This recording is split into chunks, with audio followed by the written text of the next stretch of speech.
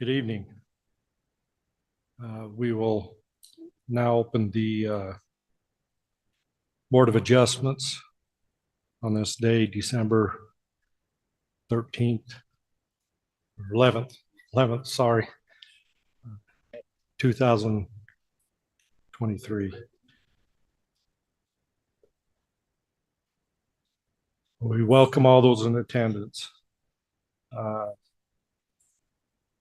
I will have everyone on the board here state their names and let them disclose if there's any conflict of interest.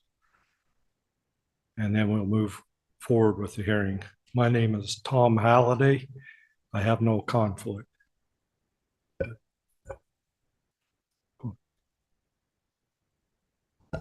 I am Laurie Urquiaga, and I have no conflicts.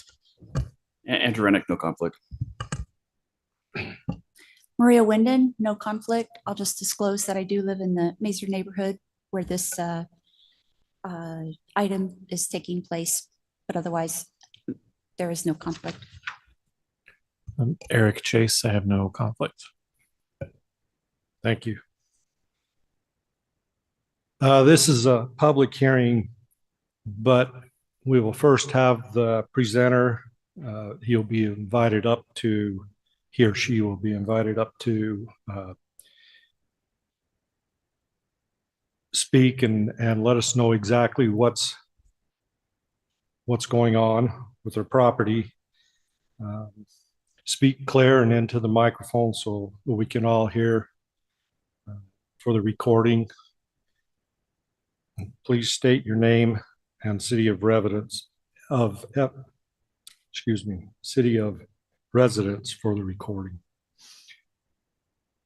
Please limit your conversation as they interfere with the audio recording. If you need to have a sideline conversation, please step out of the chambers.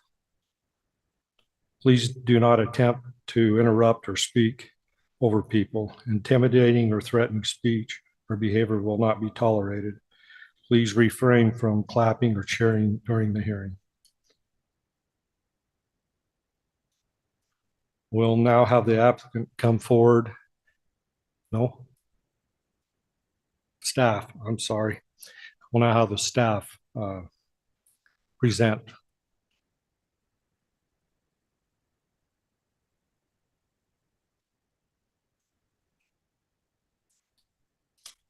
Good evening, Board of Adjustment.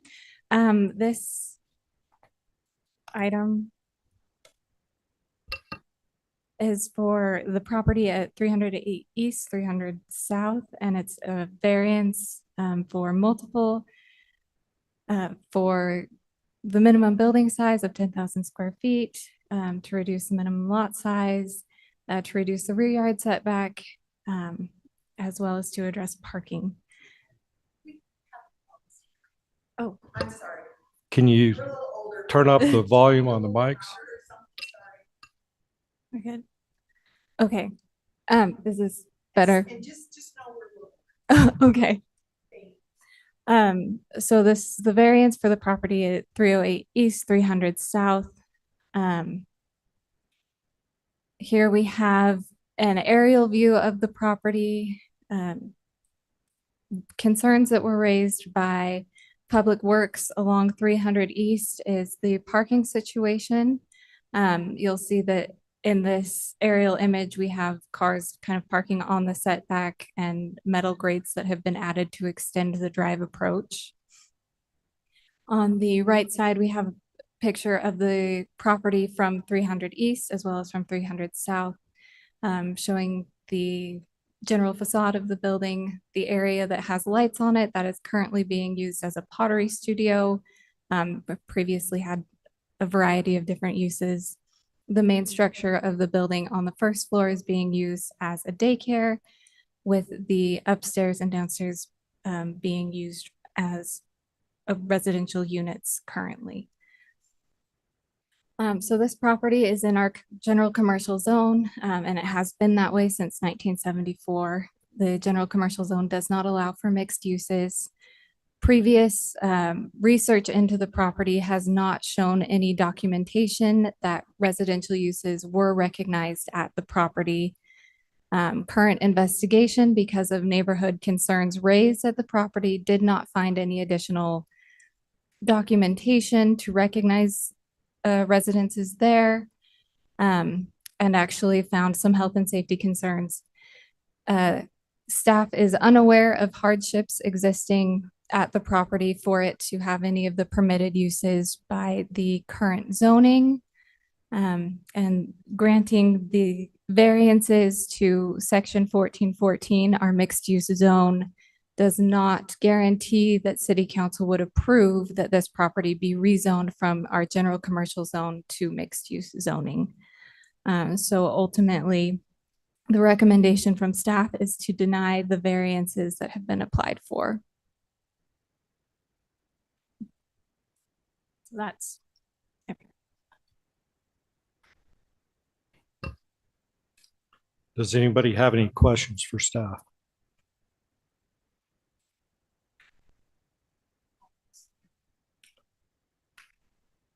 Okay, we'll have the applicant.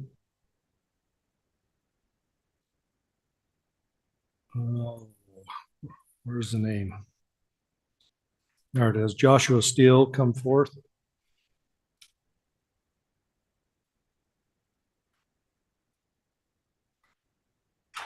So I'm Josh Steele, and this is my brother Sam. We both own the property that's in question here today. State your residence and Oh, so I live in Orem, Utah. I live in Lehigh, Utah. Okay, you ready? We're just go ahead. Yeah. Okay. Yeah, so we just, like you guys, we just got this staff report just before the meeting. So I apologize a little bit. I wish I had a little more time to go to address some of these things that came up in the staff report. We didn't really have a chance to address those, but I will do my best just to kind of explain the situation and how we got here. We bought this property about 4.5 years ago. At the time, there was a commercial use on the main floor, and there were tenants upstairs and downstairs. There was an apartment upstairs and downstairs, and I guess we didn't even really think to question that they looked like legitimate apartments. There was a separate entrance to the upstairs apartment with a pretty ironclad metal staircase that goes upstairs, and it's got its own entrance and old appliances. It looks like it's been there for a really, really long time. And so we didn't really question whether or not that was a viable use or anything like that. And originally when we bought the property, we run a kind of a drop ship business ourselves. And so we thought, man, we'll use this main floor as our business, and we'll have an apartment upstairs and downstairs to help cover the costs, and that'll work great. After a few months, it proved to be a little bit difficult because we had semis coming in constantly with pallets of product and things like that to bring into the warehouse. And it was just kind of an awkward situation in the neighborhood where you only have the one turn coming in. You can't cross the main road there. And it was just,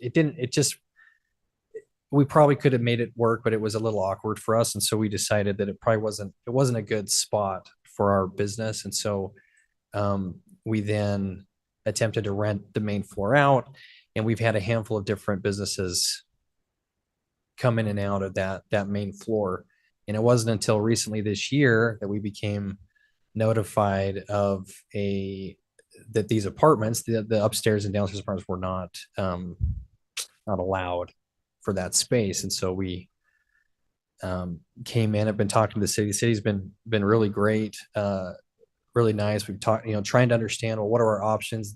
Part of the issue, the biggest challenge with this property is obviously the parking. I mean, I don't know what all happened or how the building got to this point, but the building pretty much takes up the whole lot pretty much. And it looks like there was an addition that was put on there quite a few years ago where there was some parking, and now there's a big, the building's been expanded to the property line. So there's not a lot of parking, which makes it a challenge for any use, really, commercial or residential. And so we did have the inspectors, they came out and looked at it, and it's true, reading through the basement apartment does have some issues with egress. The basement apartment also has its own staircase, concrete staircase. It looks like it's been there since the house was, it's really old. It's not like it was, neither one of these apartments were newly installed, but again, I don't know the history of what it was. So the basement also has its own entrance from the outside, staircase that goes down. But the issue with the health department, I think, was that there was no windows big enough for egress to get out for a second exit. That being said, that's why we're here, is just basically we're just trying to figure out a solution of some kind to make this property viable, and that can provide a use to the neighborhood that's productive, but that's also viable, that can make financial sense for us to hold on to the property and cover the expenses involved with such a big building. The building is about almost 7,000 square feet, and so it's a pretty large space.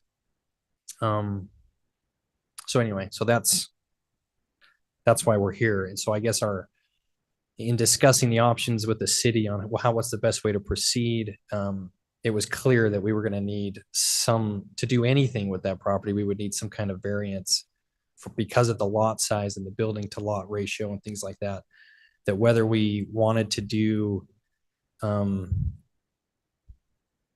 to put only do residential uses there to try to eliminate any commercial there, or to do some kind of a mixed use where we have some smaller businesses on the main floor and maintain some residential uses, to help cover costs, so that because part of the hardship, which is something that in reading this for the first time today, where the staff is saying that they're unaware of existing hardships. I would say some of the hardships we've experienced there is that it is tough for a 7,000 square foot commercial space to be leased to anybody without parking, you know what I mean? And so it's a tough situation. And if we're able to have a couple of apartments there, it would help offset the cost of the building and allow for a smaller business to come in and potentially thrive and actually be successful in the neighborhood.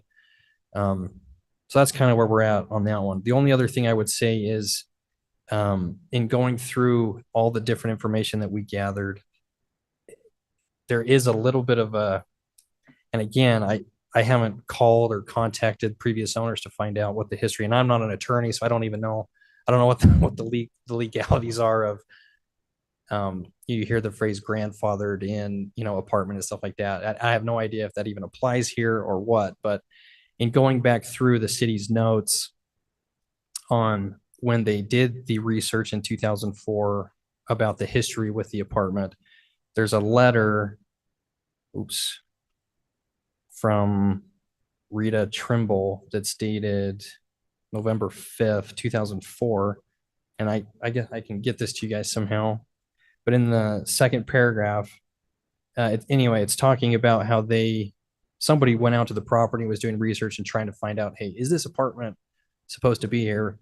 Because my understanding is that at some point the owner had gotten a permit to build a staircase up to so it would have its own entrance, from the roof, basically, which they did get a permit for. And so I think they were out there trying to decide, is this apartment really valid or is it not valid? Like, what's going on? And this is what she says. Okay. Are they allowed to put in an apartment? Trying to get information on the existing living area upstairs was difficult. It took a lot of detective work. We tried to contact family members of the Williams, to no avail. Then we were able to contact the previous owners, who only owned it for 1 year, but had known and conducted business with the Williams family for many years. That owner was Riverton Music. We had to find who the partners were in Riverton Music and turned up the name of Rindlisbacher. Mr. Kevin Rindlisbacher still owns Riverton Music, and we had a hard time getting him to call us back. We finally reached him, and he said the apartment had been upstairs for years and that the Williams would stay up there during the day when they were running the store. Also, there were renters in it during the year that Riverton was the owner after Williamson's passed away. The reason the apartment was unknown is that it had never had outside stairs. However, there was a full-size door that opened onto the roof that the current owner thought was extremely unsafe. So this was, again, this was the research that was done back in 2004, which I guess the city then determined from that, well, we didn't get a clear, clear reading whether it was or not. So their comments are correct that I don't think they have ever legally recognized it as an apartment, but whether or not it had been an apartment for a long time before that is still a little bit unknown. But anyway, that's pretty much all we really have, I think, is that's our situation basically. So anyway, do you have any questions for us? Or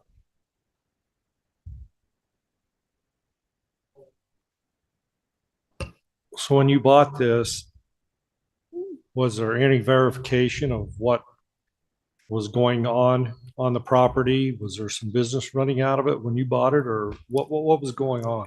yeah, when we bought it, there was a business on the main floor. I want to say it was like a thrift store or some kind of a secondhand store or something like that. They were selling all kinds of things out of the main floor. And there were people, there was tenants upstairs and downstairs. Residential tenants upstairs and downstairs. Yeah, that was the situation when we bought it.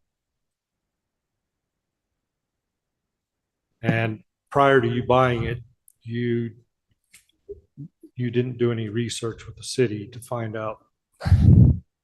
Unfortunately, no, we did not. No, that was I get that, and I guess that's part of the issue. Yes, we didn't.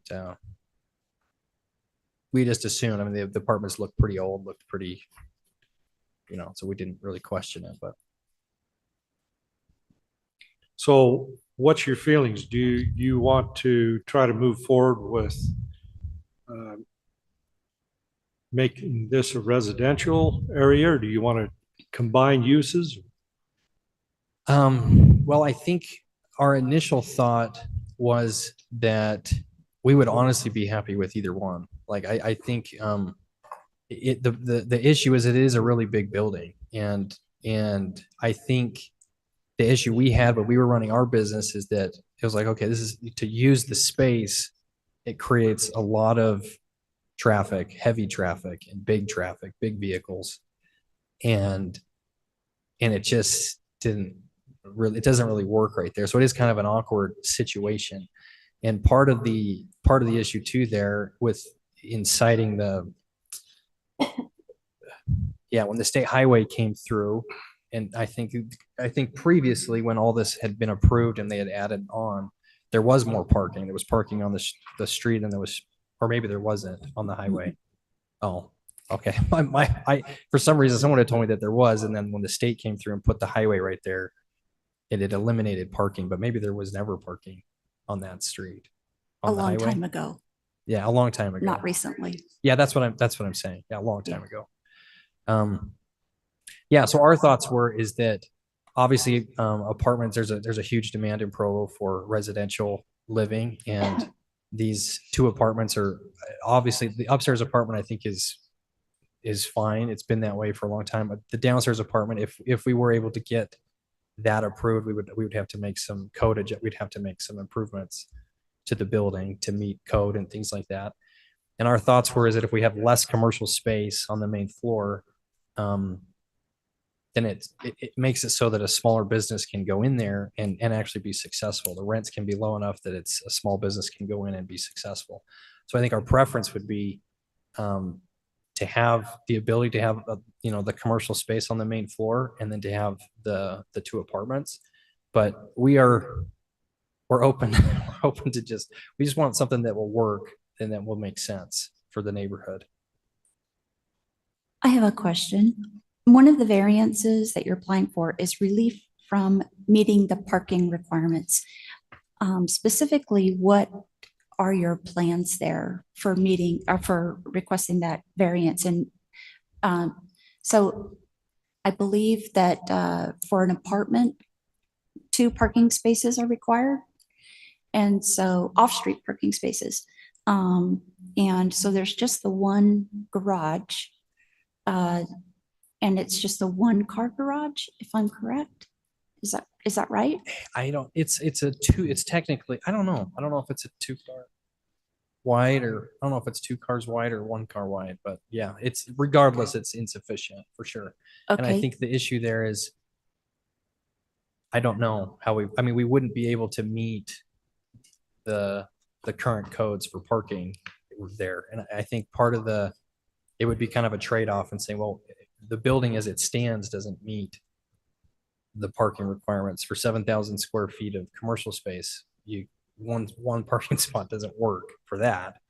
And so hence the request for the variance. And I think part of the parking would be offset a little bit with, you have commercial traffic during the day for the business, and then you would have your residential at night. I think they would offset. So you don't have as much parking pressure, I would say, at any given time. But yeah, I mean, I don't know if that answers your question. We would be able to meet the parking requirements. The building as it stands right now doesn't meet the parking requirements for itself. And so we're just trying to find a trade-off to try to make some kind of an exchange, that would make the building viable for the situation that it's in. thank you. Anyone have anything else? Not at this time.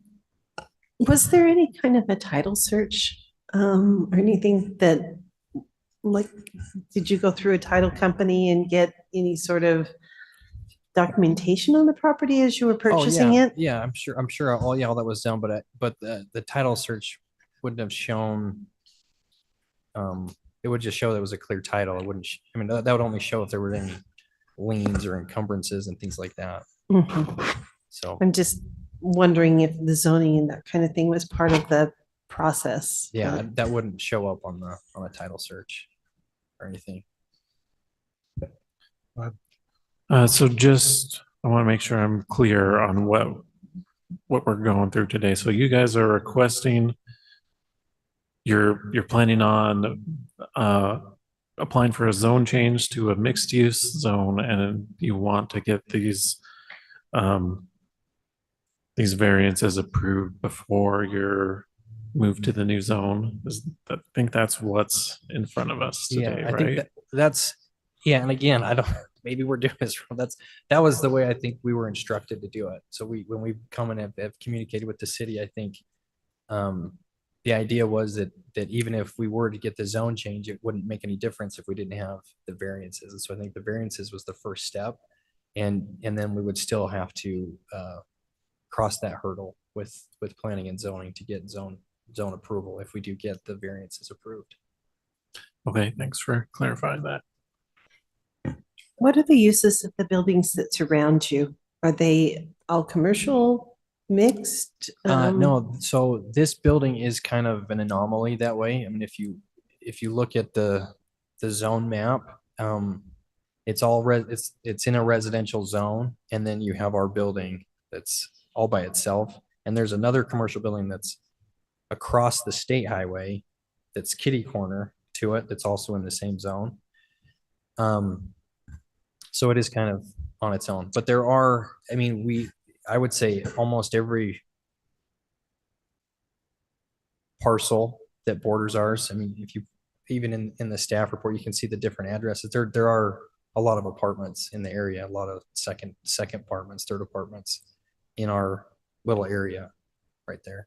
But as far as commercial, nothing right there close to us.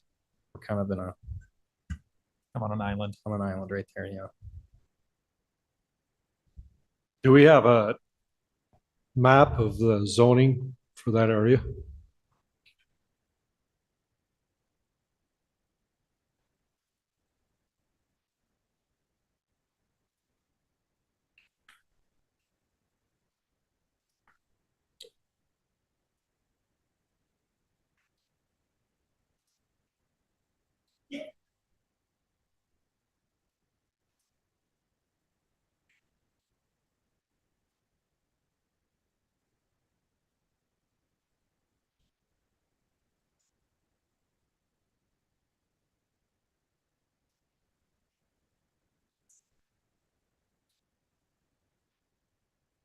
Staff, can you tell us if, come on forward.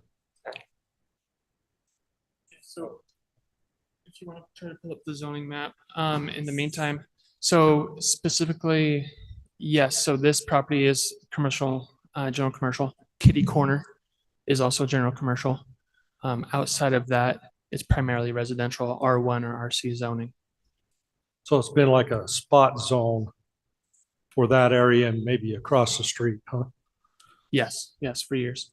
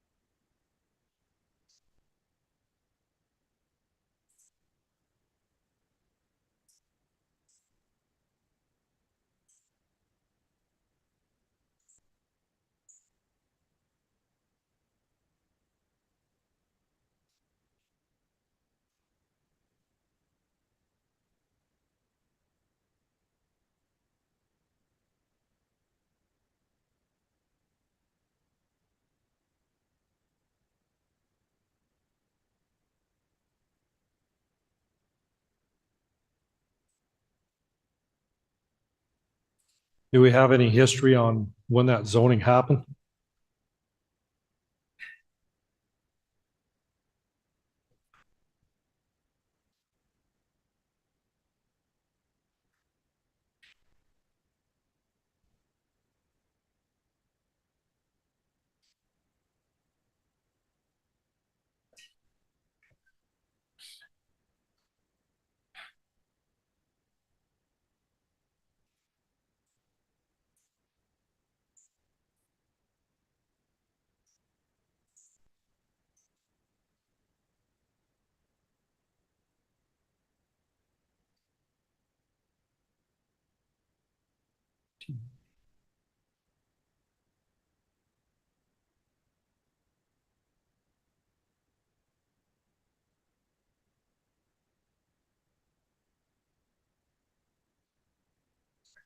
Just for the record, it appears that it was put in place in 1994 with the zoning map at that time.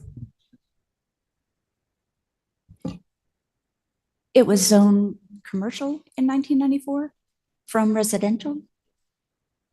Thank you.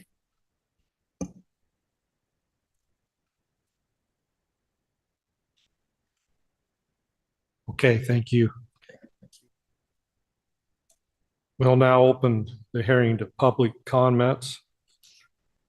If there's a neighborhood chair from that area.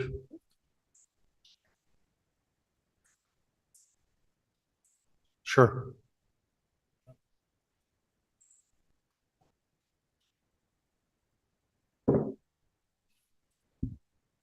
Please limit your comments to 3 minutes. Okay, I lived in the house for 45 years. I lived right next door to that property. Could you And please, in the state late, your could name, you please. please state your my name? and name's address? John Baird. I'm a neighbor. And about 30 years ago, I did the same thing, try to prevent that very building from being changed. The Williams owned it. They knew everybody on the committee. And the committee basically, after about an hour of discussion, are opposing everything they came up with. They gave them what they wanted, but they had many things they called it. But in the end, they said, well, we can give you that building or we'll let you build it. Now, remind you, they built it on the property line, which was against the code. They moved that building out toward the sidewalk, which was against the code. But, not the house, but the garage. It was approved as a parking garage to solve the problems that the Williams wanted to do. They wanted a little bit more storage, and the variance committee gave them permission to build a parking garage. It has never been used as a parking garage. It was, if I remember right, a 4-car parking garage to eliminate the possibilities of parking and eliminate the problems on 3rd East. So the problem goes right back to there. So it was caused there. And we fought it for a long time. We had a whole bunch of neighbors there that fought that very building to be built. And anyway, we got voted down, of course. The building was built, and now we have a 90-foot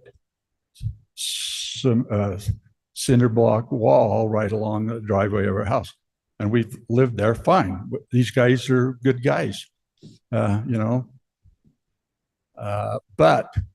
the problem goes right back to the variance committee that the city gave them to build that and all of the code violations that went with it. Any questions?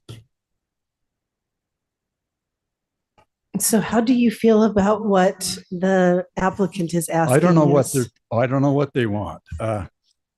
My concern is that this is not the first step in a segue to get rid of all those old houses on 3rd South and to get permission to build apartment houses or any big high-rise buildings in there like has been done in other parts of the city.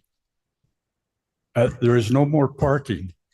The only parking problems I have is occasionally people park in my driveway in the zone and block the driveway, but we come out, if I need to get out, I just honk the horn, go bang on the door, and they move. But everybody that goes there, we tell them, don't park in my driveway. I got 1 second. Any other questions? Anyone else have any questions? Thank you. Okay.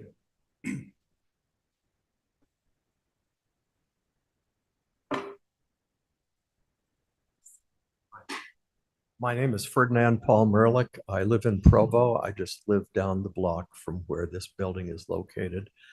Over the years, several concessions were made so that alterations could be made on the building. And in conjunction with those accommodations, there were requirements that were supposed to be met, none of which have been met. So what we're faced with is a chronic problem that's been going on for some period of time. As we seek to resolve the thing, I would ask, is it better to enforce the zone and eliminate the problem, or capitulate and alter the zone? Are we in a position where we may be setting a precedent that we may regret down the line? In my neighborhood, it is predominantly populated by elderly people and young families. We're very concerned about the traffic. We're very concerned about the parking. And it has gotten worse over a period of time. So I certainly would ask for your consideration. My impression would be it would be best to deny the request and enforce the existing zoning to eliminate the problem. Do you have any questions? Thank you. Thank you.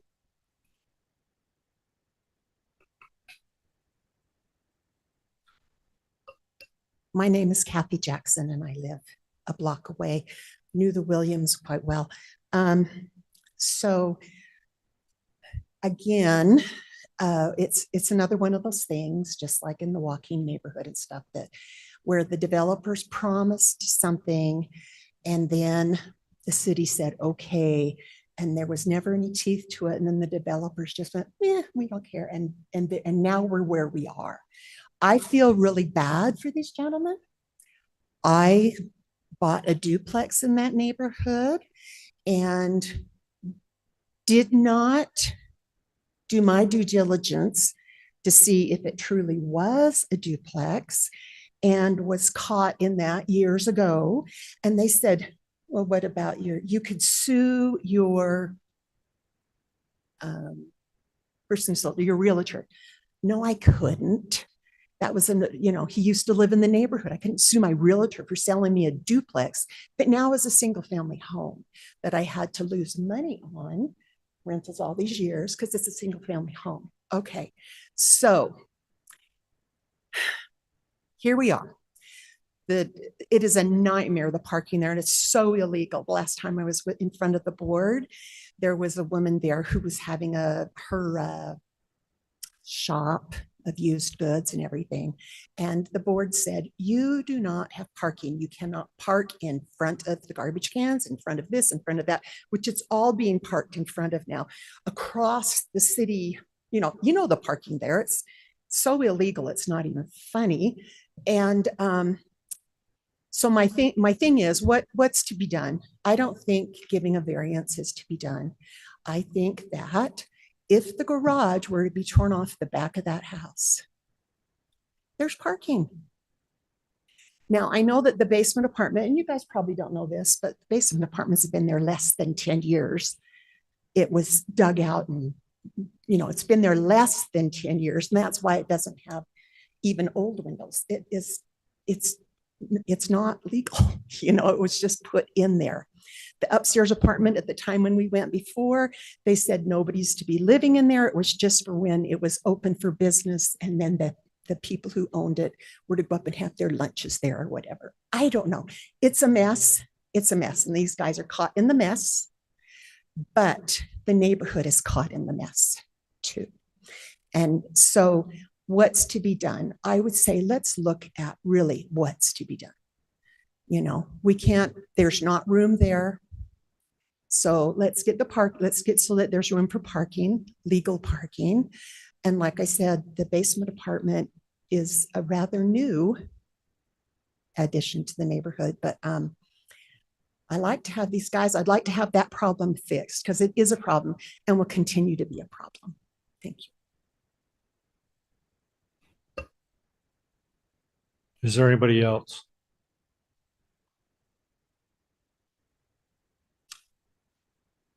Is there anybody online? Okay. I have a seeing- question for staff. I would kind of like to go back. I'm not understanding what's the size of this lot? Is that conforming to the requirements for a commercial lot in that neighborhood?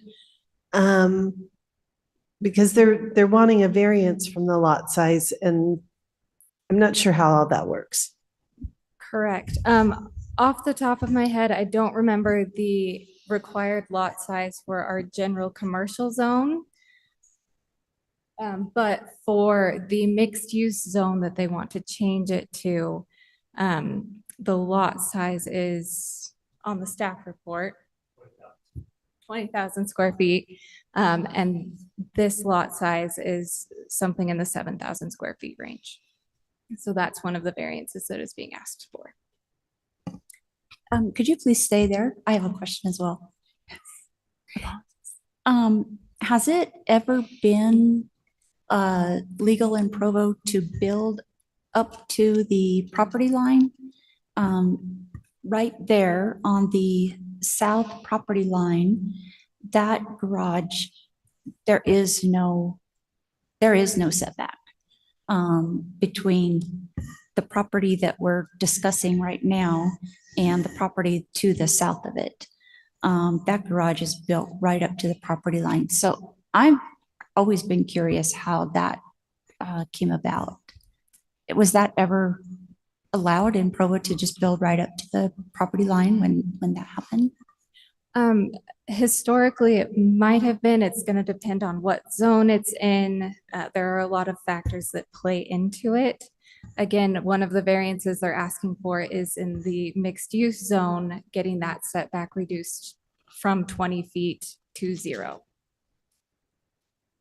So going back after the fact, Yeah. and making that, Retroactively making it fit code. I see that, I see.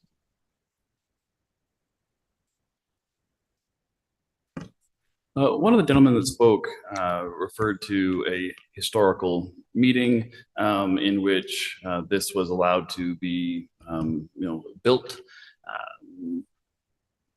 I'm assuming that since it hasn't kind of surfaced in our report, that we don't have record of any variances that might already be being in existence. Correct. I don't remember coming across any specific file for a previous variance. There were building permits from the 70s for, they're labeled as commercial. Unfortunately, being from the 70s, their documentation has not made it all the way into our current online program. Sure. And would it be a stretch to assume that because building permits were issued, there must have been compliance?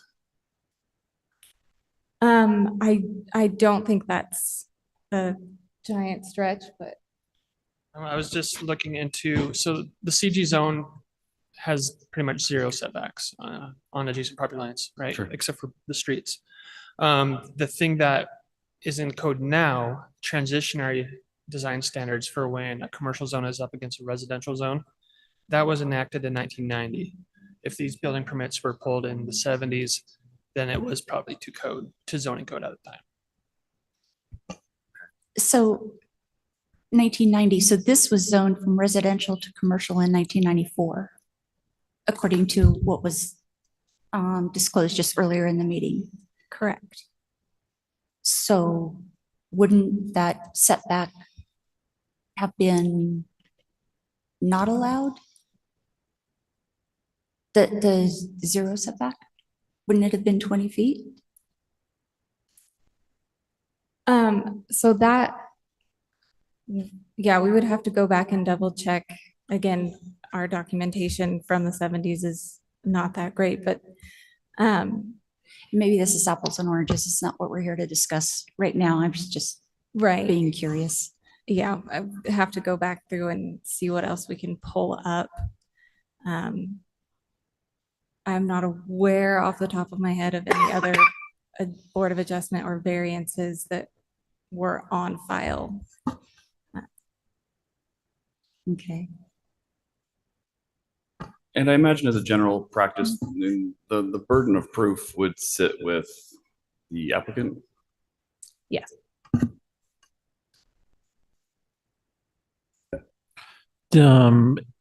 Was it mentioned that the current building is being used as a preschool or a daycare or something? Currently, the main structure, the first floor of the main structure is a daycare. The garage is some kind of pottery studio. Okay. My understanding is that uses have cycled through relatively quickly, just within our enforcement case timeframe. Previously, the garage area was used to store scooters, kind of as a warehouse situation for them. So there has been a lot of turnover as far as what the commercial uses have been. And is the preschool or the whatever's on the first floor, is that'd be permitted in a residential zone, wouldn't it? Up to a Possibly. certain size, it could be permitted as a minor home occupation, and then depending on the number of children in the daycare, they might need to get a major home occupation, a conditional use permit. But yes, it would be permitted in a residential home. Okay.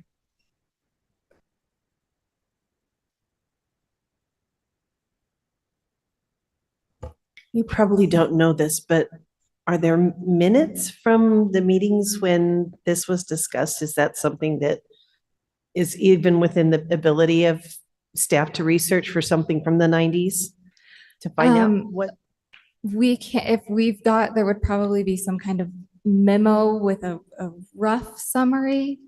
It wouldn't be as official as anything as traditional minutes from a previous meeting. I do know there was a conditional use permit for a thrift store to be used at this location previously. I'm sorry, what kind of store? A thrift store. Oh, yes. Yeah.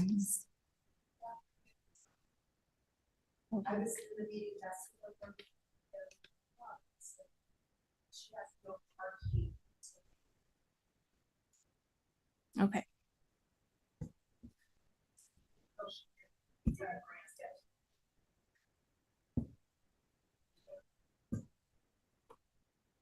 Yeah, we've Yeah. closed public comments. Oh. Sorry, we've closed public comments. Does staff have any other I questions? think, no, think I've. Okay, thank you. Okay, we'll close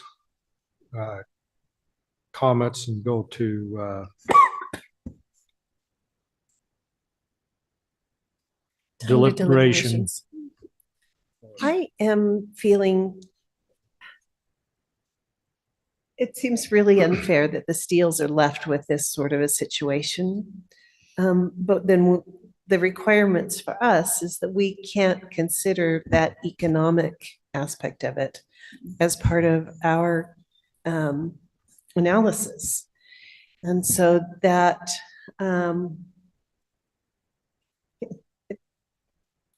very unpleasant situation all around for sure. And I don't know what there can be done. It almost feels like without redevelopment, there's no way to make that a viable location. And yet, if you don't have the resources to redevelop, then it's really sad.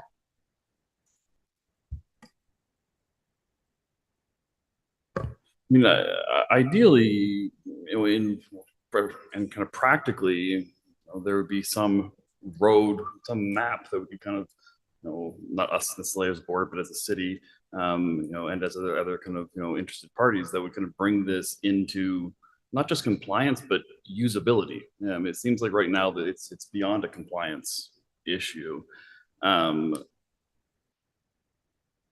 My concerns, I think, sit with not, that, I think this is a terrible candidate for, some concessions, some variance. But I think there needs to be a plan or action taken that would bring this into, substantial compliance or as close to compliance as possible, particularly with parking being, again, kind of on the practical element, kind of one of the biggest pieces, which, likely means, redevelopment. I don't know that rubber stamping what is there now solves the actual, boots on the ground problem. I can tell you as a long-term resident of the neighborhood that, number one, I can appreciate what y'all are trying to do. It takes courage, and I appreciate that you're trying to invest and keep a business going. And I think that you and others before you have seen potential in that property and have tried to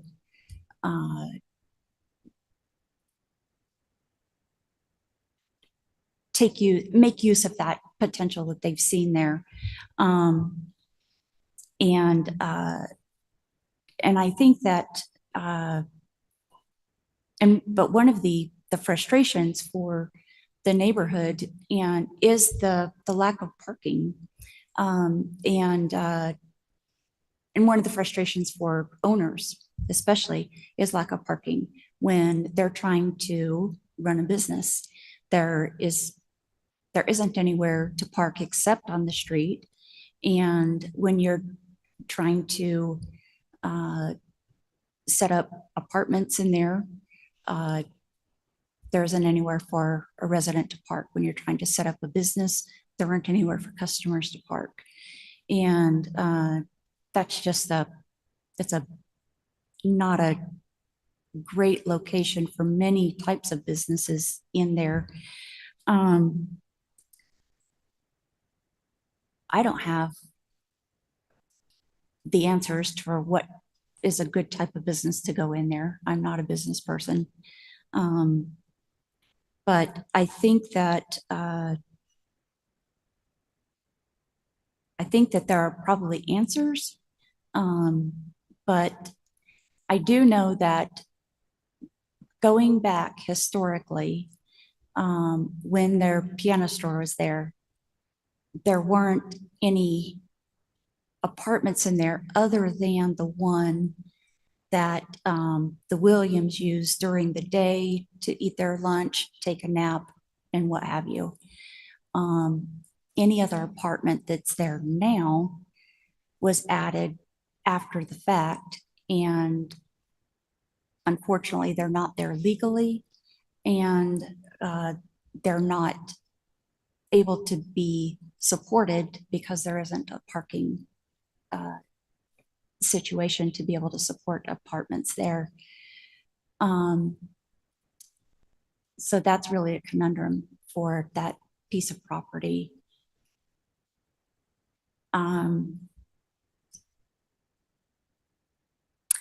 Those are all my comments for right now. Did you have anything? Yeah, I'm trying to just go through this list of variances that were requested there. And I think there's 4 different ones here: the setback, the building size, the lot size, and the parking size, or the parking requirements. And if, I think in general, these are all things I think would benefit neighborhoods, is to have these kinds of smaller mixed use places being able to be built. But I don't think that's something I can vote for in this kind of setting. Especially when all the pictures of the lot we saw have the parking in the park strips kind of out and halfway into the street. I don't think that's a good situation the way it is now. I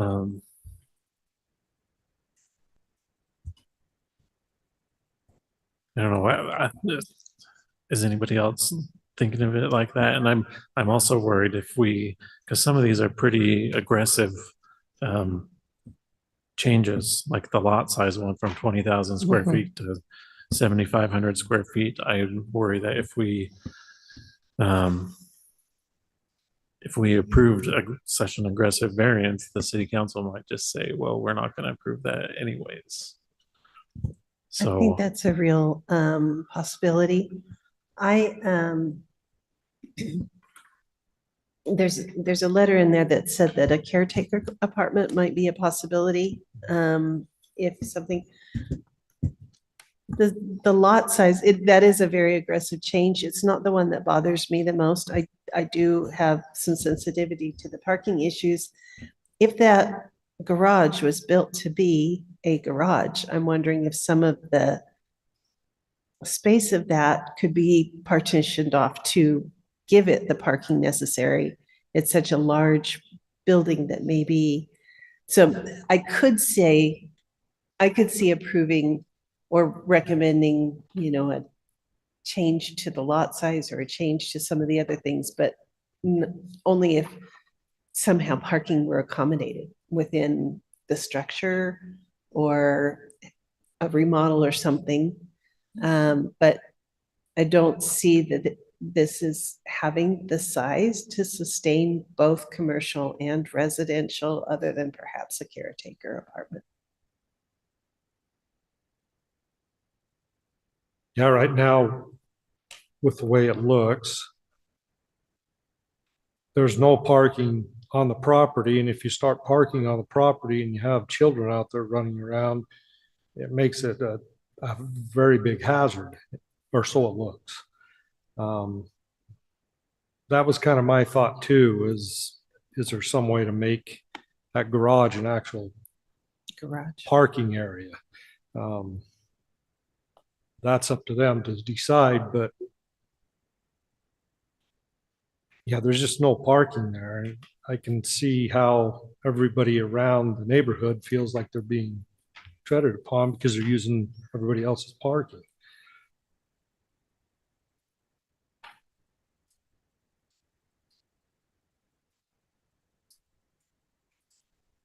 I think there are uses. I think there is potential to have commercial properties and mixed use properties like this with dramatically reduced parking loads and parking impact on the neighborhood, but just looking at the pictures, I don't think they've provided that or kind of show that that's something that can be managed on this specific location. I think also, given that we're not a planning commission or otherwise having kind of broader, authority or ability to kind of, speculate, if we kind of bring back our conversation to the section 14 criteria for a variance, I don't think, within our purview, we have any remedy to offer that would, ameliorate the situation in any meaningful way. I think it's a messy history, but I don't know that there are substantial property rights that are being infringed, or that literal enforcement would cause unreasonable hardship, according to the definition of hardship that we're kind of required to adhere to.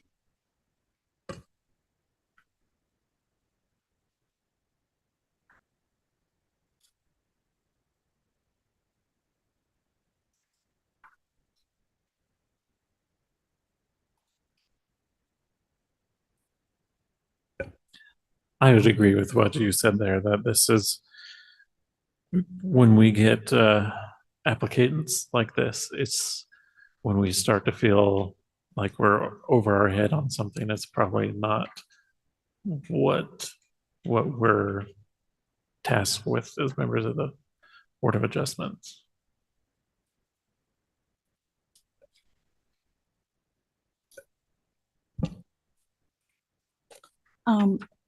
One statement kind of stood out that in the letter to the Board of Adjustment that Mr. Steele wrote, and he said the impact on nearby properties will be notably positive. And I think that the residents of the neighborhood who spoke were able to verbalize that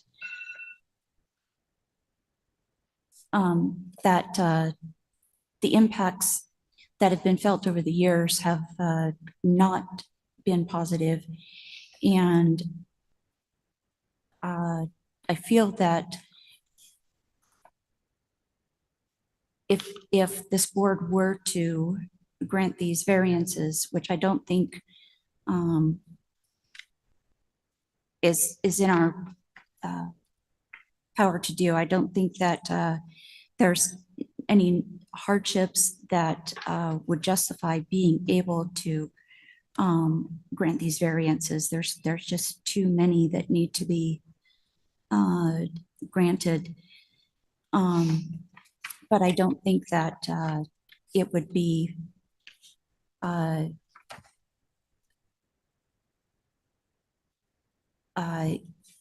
I don't think it would have a positive impact, as Mr. Steele has indicated.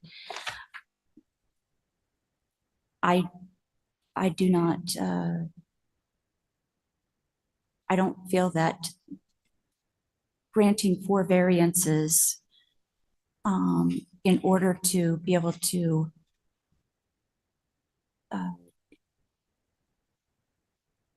rezone this property to be able to use it would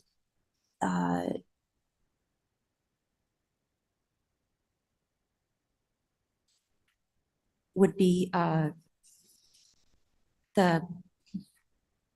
sorry, I'm not verbalizing my thoughts very well, but I don't think that that would be the best direction to go.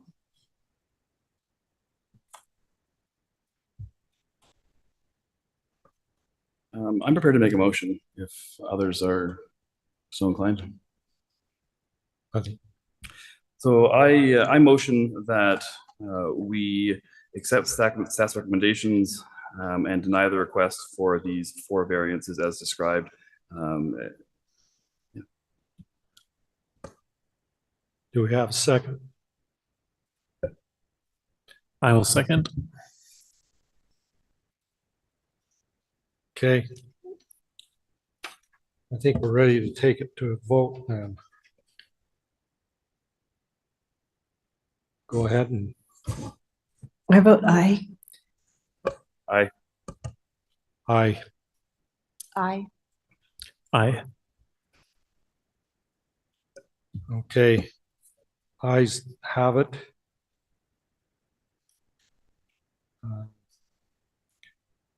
The board of adjustments has denied this appeal. You have the right to take this decision to the 4th District Court within 30 days if you decide that that's the appropriate action.